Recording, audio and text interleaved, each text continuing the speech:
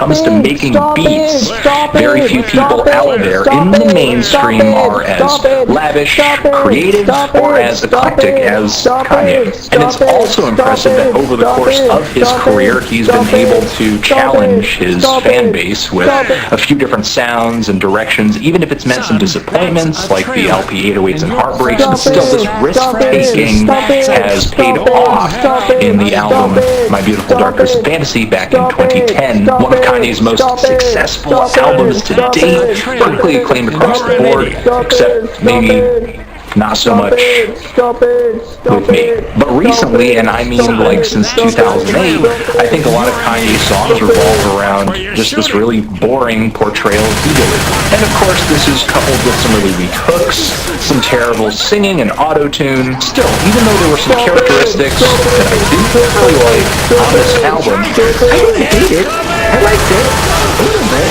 But the way that people reacted to my review, I might as well have hated it. And I feel like this partially has to do with how much Kanye's fans buy into the idea that he is so shocking and does offend so many people. But honestly, from my perspective, I feel like ever since Kanye has gotten more indulgent with his music, and this is since 808s, he's been stretching his talents really thin. And Kanye admits that he's not a great singer, but he still puts it onto his records under the assumption that it brings his album's character, and for sure it does, but I feel that his voice and the auto-tune just really, the quaintness of it wears thin. Not only this, but I am just not that invested in Kanye airing out his dirty laundry. And I know that some people are, and he makes music like that for his fans. And partially he does it because he's